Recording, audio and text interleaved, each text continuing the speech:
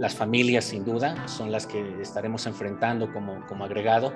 Escaladas en ciertos bienes, obviamente alimentos. El tema de inflación en combustibles es preocupante porque combustibles, la energía, los energéticos impactan de manera uniforme a todos y cada uno de los sectores. El problema que ahora tenemos en este instante es una escasez en la oferta de cadenas estratégicas de suministros.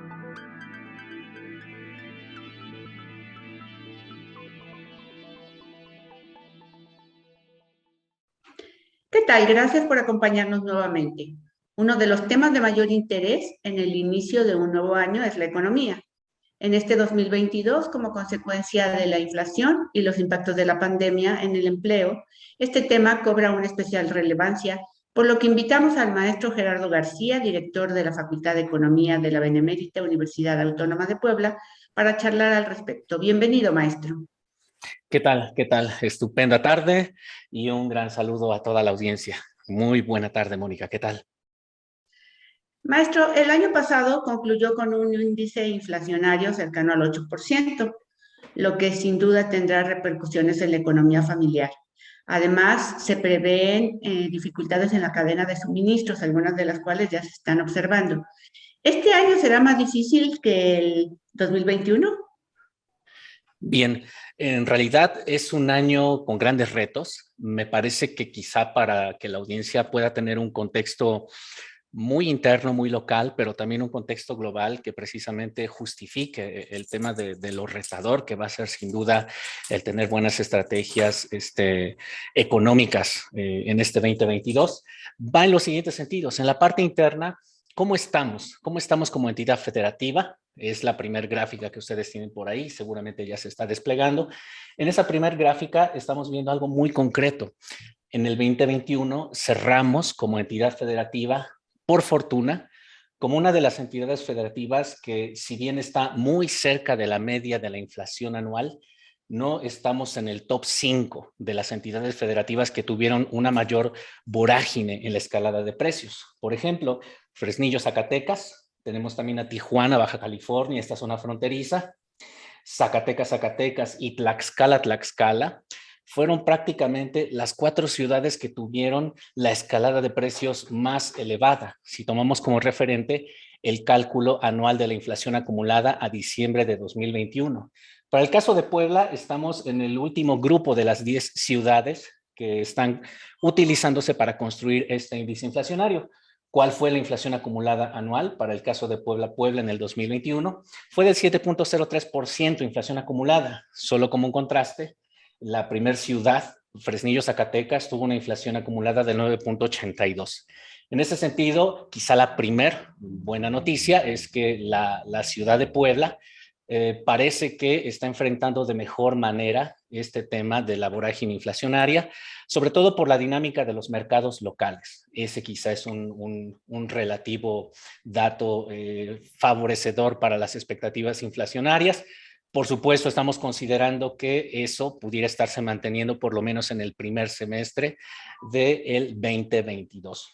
Segundo contexto, que también será importante sondear.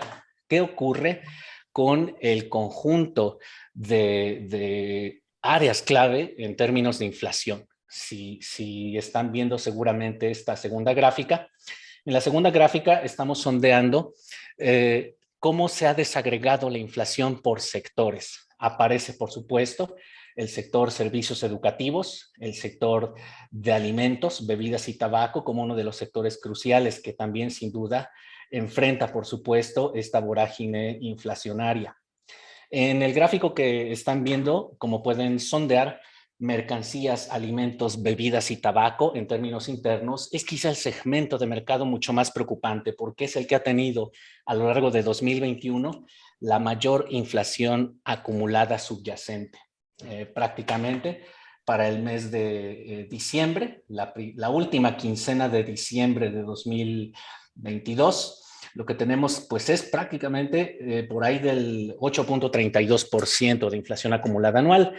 Esto, sin duda, también para nosotros es un contexto preocupante. La canasta básica se conforma en gran medida por este sector, Así que evidentemente en términos nacionales todos asistiremos a esta escalada de precios muy preocupante en el 2022 en este rubro en particular. Otro rubro que también es importante es servicios educativos.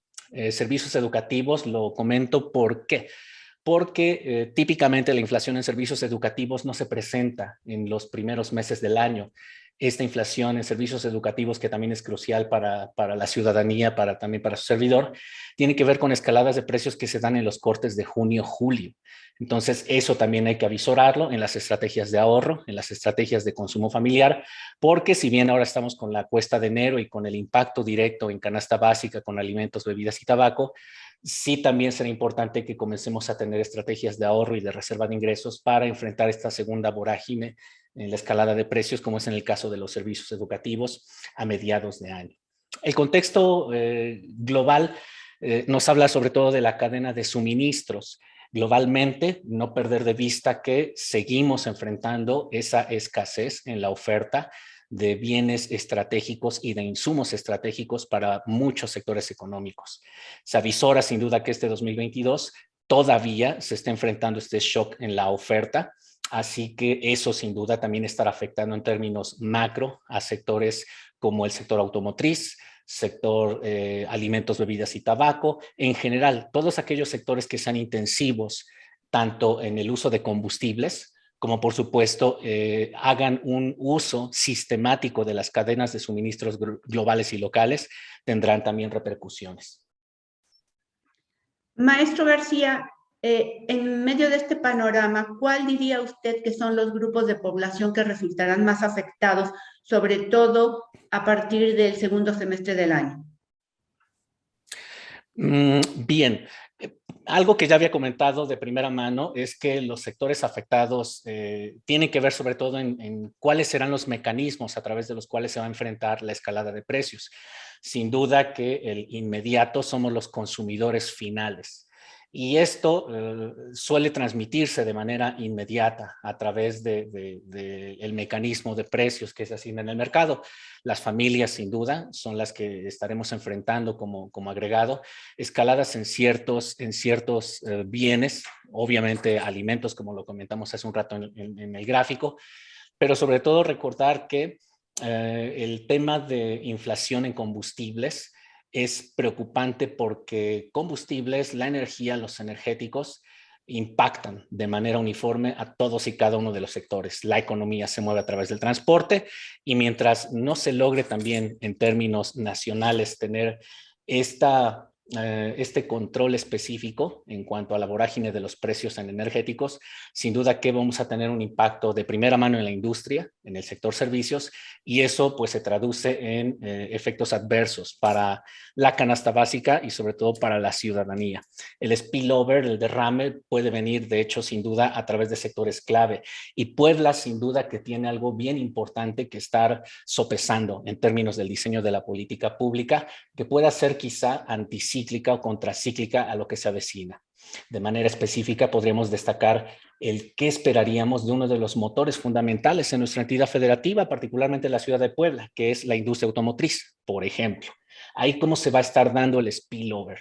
Evidentemente, la industria automotriz en este momento no está exenta de este shock en la oferta. Si a eso, por supuesto, le agregamos el problema de las cadenas de suministros para componentes eléctricos y la propia escasez de ciertos componentes tecnológicos con los cuales se elabora buena parte de los componentes en la industria automotriz, ahí vamos a tener el primer impacto. Eso sin duda se va a traducir en recortes potenciales, en paros técnicos, que sin duda en términos de la cadena global de la industria automotriz ya están siendo incluso discutidos en términos de las matrices, y no vayamos más lejos, también ha sido un tema que la propia Canacintra Puebla ha colocado en la mesa. ¿Cómo se va a enfrentar este potencial recorte de la industria automotriz en la producción y cómo entonces la propia industria automotriz va a recurrir a procesos de automatización, a paros técnicos? Tenemos esta segunda etapa de impacto a los trabajadores y por supuesto ello sin duda estará repercutiendo en cómo se estarán generando estas actualizaciones salariales, por ejemplo.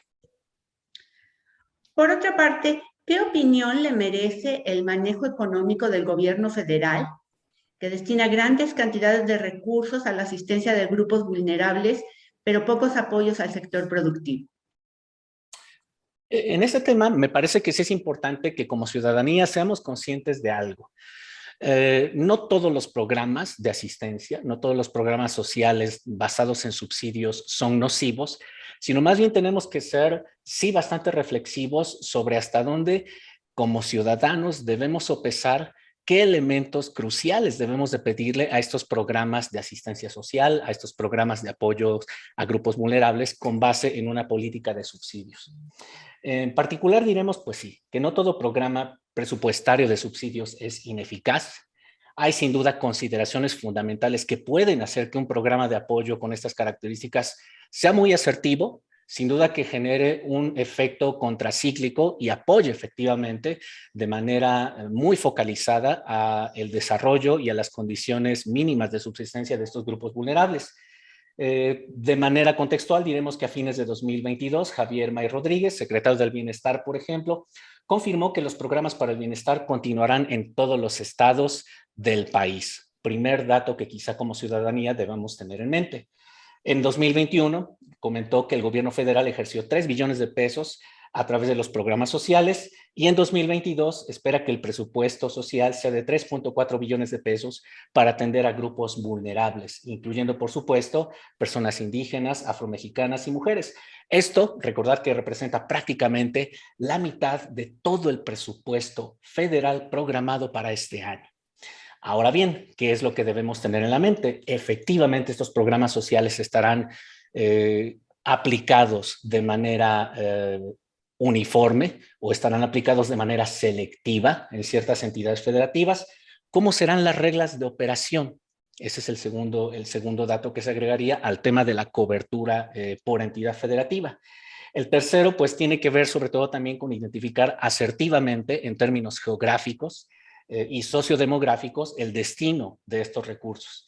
Y, por supuesto, contar con mecanismos de monitoreo y métricas en sus resultados. Solo como un contexto, les estoy presentando en la primer gráfica que aparece por allí en este momento, la distribución del gasto en subsidios por programa presupuestario planeado para el 2022. Las métricas están en miles de millones de pesos. Este primer gráfico es sin duda fuente de México Evalúa, quien ha hecho un serio análisis reflexivo sobre este destino de los programas. ¿Cuáles son los programas más sustanciales? La pensión bienestar adultos mayores, que tiene presupuestado llevar a cabo un ejercicio de 238,014 miles de millones de pesos. Es quizá el programa clave para el gobierno federal. El segundo, quizá es el tema de atención a la salud y medicamentos, es el segundo programa clave, y el subsidio a tarifas eléctricas, por ejemplo. En el tema de subsidios a tarifas eléctricas, sin duda que me parece que el tema de las reglas de operación se está cumpliendo, está solventando tanto para hogares como para microempresas, por ejemplo, la situación de apoyar en términos de fortalecer tanto las actividades productivas y llevar a cabo buena parte de pues el consumo cotidiano de los hogares. Lo relevante quizá es en dónde se van a focalizar esos programas y aquí cierro el comentario.